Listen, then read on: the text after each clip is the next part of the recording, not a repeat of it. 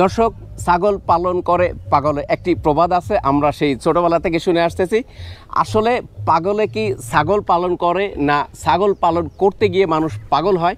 এই বিষয়টি জানার জন্য আজকে আমরা চলে এসেছি পাবনা জেলার আমিনপুর থানায় তালিমনগর গ্রামে। আসলে পাগলে কি ছাগল পালন করে, না ছাগল পালন করতে গিয়ে মানুষ পাগল হয়? কোনটা সত্য? আসলে সত্যটা হলো গিয়ে, আপনি যদি না জেনে না বুঝে বিনা প্রশিক্ষণে যদি ছাগল পালন করতে যান, ছাগলের খাদ্য ব্যবস্থাপনা, ছাগলের বাসস্থান, ছাগলের চিকিৎসা ব্যবস্থাপনা, ছাগলের ভাষা যদি আপনি না বুঝেন, তাহলে আপনি ছাগল পালন করতে গিয়ে ছাগলেই আপনাকে পাগল করে দিবে। যেই জন্যই মূলত এই প্রবাদটা প্রচলিত যে ছাগল পালন করে পাগলে। আসলে পাগলে কখনো ছাগল পালন করতে পারে না, ছাগল পালন করতে গিয়ে মানুষ পাগল হয়ে যায়। প্রচলিত যে প্রবাদ, এই প্রবাদটা প্রমাণ করার জন্য আজকে আপনাদেরকে আমরা নিয়ে আসছি সফল খামারির সাক্ষাৎকার নেওয়ার জন্য। আপনাদেরকে কিছুক্ষণের মধ্যে সেই সফল খামারি সাথে আমরা পরিচয় করিয়ে দেব এবং কথা বলবো তার সাথে। আসলে সে কি ছাগল পালন করতে করতে পাগল হয়ে গিয়েছে, নাকি সে এখনও ছাগল পালন করতে গিয়ে সুস্থ আছে? আমরা জেনেছি সে 4 বছর যাবৎ ছাগল পালন করতেছে। তবে অন্য 10 জন ছাগল খামারি বা ছাগল পালনকারীর থেকে তার পার্থক্যটা হলো গিয়ে, সবাই যেখানে বিদেশি জাত নিয়ে কাজ করতেছে, তোতাপুরি, হরিয়ানা, যমুনাপাড়ি ইত্যাদি, পাবনা জেলার আমিনপুর থানায় ব্ল্যাক বেঙ্গল নিয়ে কাজ করতেছেন। কেন উনি ব্ল্যাক বেঙ্গল নিয়ে কাজ করতেছেন, ব্ল্যাক বেঙ্গল জাতের ছাগল পালন করে কেমন লাভ হয়, ব্ল্যাক বেঙ্গল জাতের ছাগল পালনের আয় ব্যয়, এই বিষয়গুলো নিয়ে বিস্তারিত আপনাদেরকে জানাবো। চলুন যাই তাহলে আমরা ছাগল খামারি শাকিল ভাইয়ের খামারে। এখানে শাকিল ভাই পিওর ব্ল্যাক বেঙ্গল নিয়ে কাজ করতেছেন এবং পিওর ব্ল্যাক বেঙ্গল আসলে শুধু বাংলাদেশে নয়, বিশ্ববিখ্যাত একটি জাত বেঙ্গল। এটা আমাদের দেশের গৌরব। শাকিল ভাইয়ের অনেক ভিডিও আপনারা দেখছেন যারা খামার এবং ছাগল এবং গরুর খামারের সাথে সম্পৃক্ত। শাকিল ভাইয়ের খামার বা শাকিল ভাইকে চেনেন এমন খুব কম খামারি আছে। আমরা এখন ছাগলের চারণভূমিতে আছি। এখানে কতটুকু জায়গা, আপনি যে বাউন্ডারি দেখতেছি আমরা, কতটুকু জায়গা? 1 একর 20 শতাংশ, প্রায় 4 বিঘার মতো। এখানে 4 বিঘা জমি। আচ্ছা, 4 বিঘা জমির ঘাস আপনি কতগুলো ছাগলকে খাওয়াতে পারবেন? অ্যাভেলেবল ঘাস থাকার কারণে এখানে কিন্তু আমি 300 ছাগল রাখতে পারি। আচ্ছা, এই যে আমার জায়গা 200 থেকে 300 ছাগল আমি এখানে ছেড়ে দিয়ে খাওয়াবো। আচ্ছা, এক খাবে, এক বড় হবে, বৃষ্টি নামলে আবার ঘাস তেমন মানে এক পাশ থেকে খাবে আর এক পাশ থেকে হয়ে যাবে। 300-র মতো পালা যায়। তা এখানে আমার খাবার খরচটা অনেক কমে আসে। আর আমি মনে করি যে খাবার খরচ কমলে ছাগল পালনে প্রফিট আসবে, এটাই স্বাভাবিক। হাঁস, মুরগি, গরু, ছাগল যাই হোক, এগুলা হচ্ছে আপনার উৎপাদন করতে যা খরচ হয় 80 থেকে 90% খাবারের পিছনে খরচ হয়। এই খাবার খরচটা সেভ করা মানে এখানে ওই খাবারের যে একটা খরচ আপনি করতেন, এটা হচ্ছে আপনার প্রফিটের খাতায় জমা হয়ে যাবে। আচ্ছা, অটো। তাহলে ছাগল পালনে লাভবান হইতে গেলে খাবার খরচ বাঁচানোর বিকল্প নাই। তা আমি চিন্তা করলাম, যেহেতু ছাগল পালন করে খাবার খরচ সেভ করলে পারে আপনার যে কোনো খামারে লাভবান হতে পারবে, ওখান থেকে আমার এই উদ্যোগটা নেওয়া। আর ব্ল্যাক বেঙ্গলটা নিয়ে শুরু করা হচ্ছে এই জন্য যে ব্ল্যাক বেঙ্গল আমাদের দেশীয় জাত।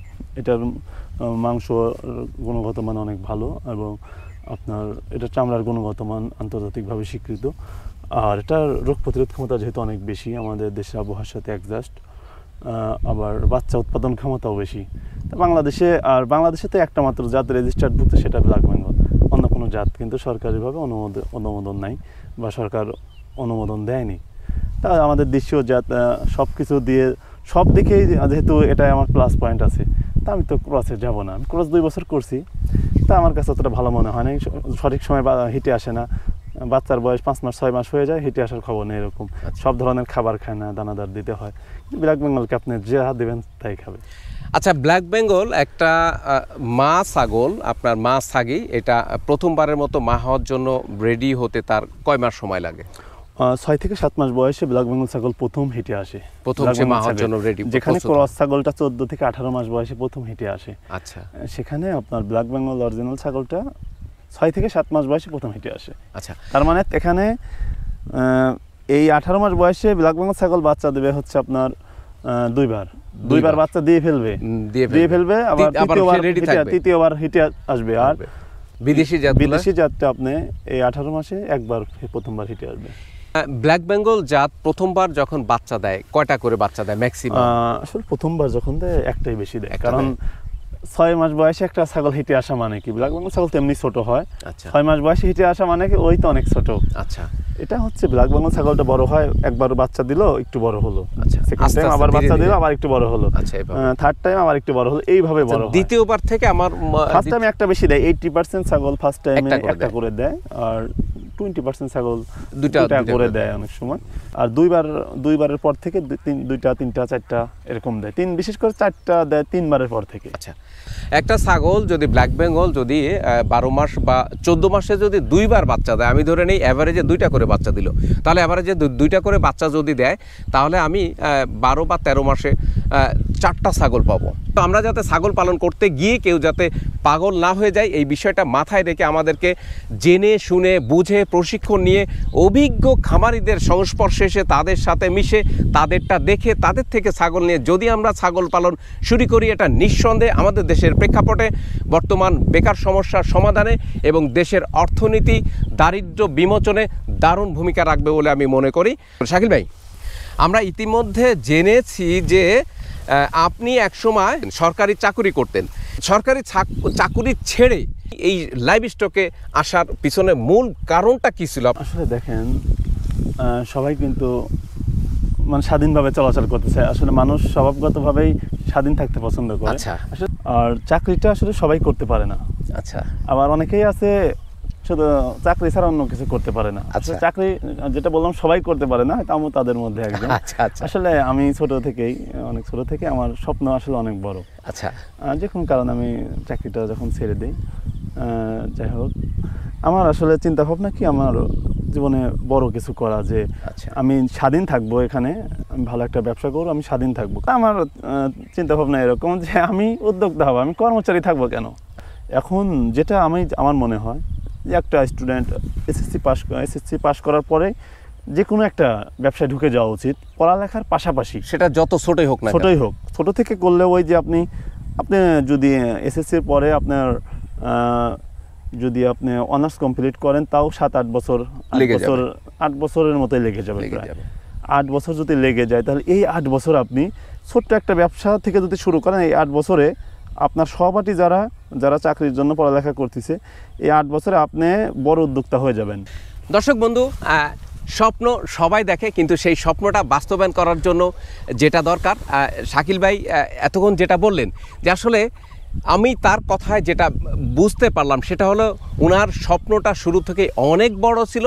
সেই স্বপ্নটা বাস্তবায়ন করার জন্য চাকরি ছেড়ে দিয়ে উনি উদ্যোক্তা হয়েছেন, উনি পশুপালন শুরু করছেন। উনি যদি চাকরি করতেন, অন্যের অধীনস্থ হয়ে ওনাকে থাকতে হতো, স্বপ্নই থেকে যেত, স্বপ্নকে টাচ করতে পারতেন না, স্পষ্ট করতে পারতেন না।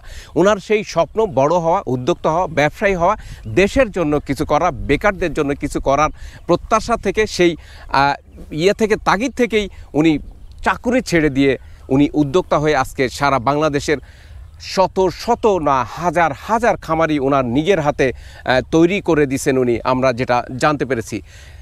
শাকিল ভাই, আমরা জানি আপনার হাত ধরে বা আপনার সরবরাহকৃত অরিজিনাল ব্ল্যাক বেঙ্গল জাত নিয়ে বাংলাদেশে অনেক খামারি যারা একসময় পড়াশোনা করে বেকার ঘুরে বেড়াতো, তারা আমরা জানতে পেরেছি এই সংখ্যা অনেক।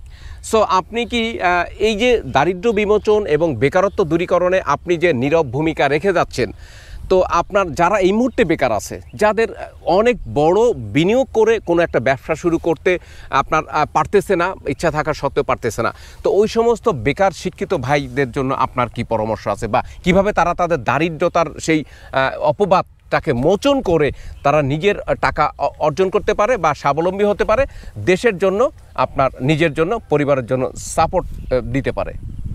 আসলে সুন্দর একটা প্রশ্ন করেছেন।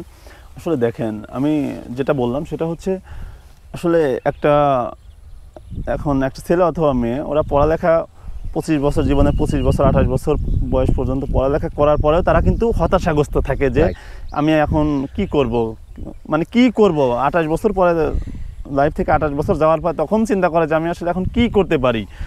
আর আমি যেটা মনে করি, অন্ধকার দেখে। আসলে আমি যেটা মনে করি সেটা হচ্ছে, এটা না করে যদি স্টুডেন্ট লাইফ থেকেই এই চিন্তাগুলো মাথায় রাখা যায় যে আমি একটা উদ্যোক্তা হবে, শুধু তার ছাগল পালা লাগবে এটা না, সে অনেক কিছু করতে পারে, অনেক বিজনেস আছে, চারদিকে সে তাকাইলে অনেক কিছু মানে উপলব্ধি করতে পারবে। এগুলা সাথে মানে সঠিক প্রশিক্ষণ এবং সঠিক পদক্ষেপ পারে আপনাকে সঠিক গন্তব্যস্থলে পৌঁছায় দিতে।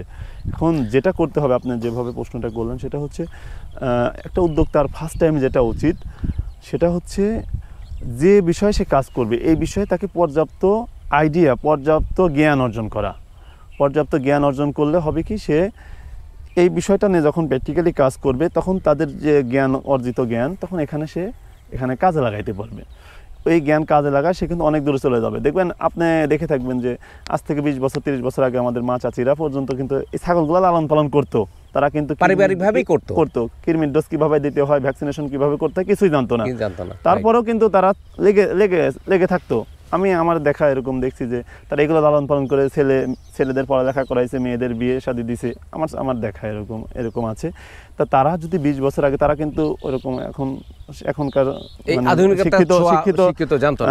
এখনকার যারা শিক্ষিত হয়ে বেকার থাকে তারা কিন্তু ওইভাবে পড়ালেখার সুযোগটা পায়নি। মানে আপনি যেটা বলতে চাচ্ছেন, আমাদের দেশের মা চাচিরা যে কৃমির ওষুধ যে ছাগলকে খাওয়াতে হয় এটাই জানতো না। তারপরেও কিন্তু তারা ছাগল পালন করে তাদের সংসারের মানে ভার বহন করতো। সংসারের কিছু মানে পুরুষের পাশাপাশি তারা কিন্তু সংসার পরিচালনায় অগ্রণী ভূমিকা তারা রাখতো এবং ছেলে মেয়েদের পড়ালেখা বিষয়েও কিন্তু তারা হেল্প করতে পারতো, অর্থনৈতিকভাবে সাপোর্ট দিত। হ্যাঁ, কিন্তু এদের মানে যদি হিস্টোরি আপনি খোঁজেন, দেখা যাবে যে এরা ছিল অধিকাংশই অর্ধশিক্ষিত কিংবা কিছু অশিক্ষিত লোকজন ছিল যারা পড়ালেখা জানতো না, কিন্তু এইগুলোর প্রতি তাদের কিছু জ্ঞান ছিল।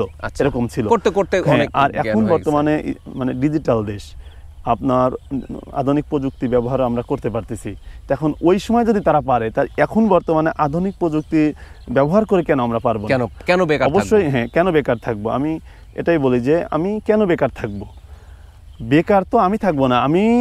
আমার গায়ে শক্তি আছে, আমার ইচ্ছা শক্তি আছে, আমারও ইচ্ছা করে যে আমি ভবিষ্যতে ভালো কিছু হব। এরকম যদি ইচ্ছা থাকে, তো অবশ্যই আপনি যদি সঠিক আপনার প্রচেষ্টা থাকে এবং সঠিক আপনার এই যে বিষয় নিয়ে কাজ করেন, এই বিষয়ে যদি আপনার জ্ঞান থাকে, অবশ্যই আপনি আগাইতে পারবেন। আপনি তো এই দীর্ঘদিন যাবৎ এই ব্ল্যাক বেঙ্গল ছাগল নিয়ে কাজ করতেছেন। ব্ল্যাক বেঙ্গল ছাগল নিয়ে কাজ করতে গিয়ে কি অসুবিধার সম্মুখীন আপনাকে হতে হয়েছে বিগত দিনে, এটা যদি দর্শকদের সাথে শেয়ার করেন, তাহলে হয়তো যারা শুরু করবে তাদের ওই সময়টা, আপনি যে সময় নষ্ট করে যে জ্ঞানটা অর্জন করছেন বা যে প্রবলেমগুলি ফেস করছেন, এইগুলো যদি বলেন তাহলে তাদের আর এই প্রবলেমগুলি ফেস করতে হবে না। আসলে দেখেন, যে কোনো ব্যবসাটা কিন্তু আল্লাহ তাআলা হালাল করছে। ব্যবসার মধ্যে লস লাভ দুইটাই থাকবে। এখন আপনি ছাগল পালন করতেছেন, আপনি কোটিপতি হয়ে গেলেন, আসলে তা না। এখানে কিন্তু রিস্ক নিয়ে নামতে হয়, আর no risk no gain. First time আপনি অল্প দিয়ে শুরু করেন, আগে এই বিষয়ে শেখেন, তারপরে অনেক সময় কিছু সমস্যা হয়। আর ব্ল্যাক বেঙ্গল ছাগলটা নিয়ে কেন কাজ করি, অনেক জাতের ছাগল তো আছে আমাদের দেশে কম বেশি। ব্ল্যাক বেঙ্গল ছাগলটা হচ্ছে রোগ প্রতিরোধ ক্ষমতা বেশি।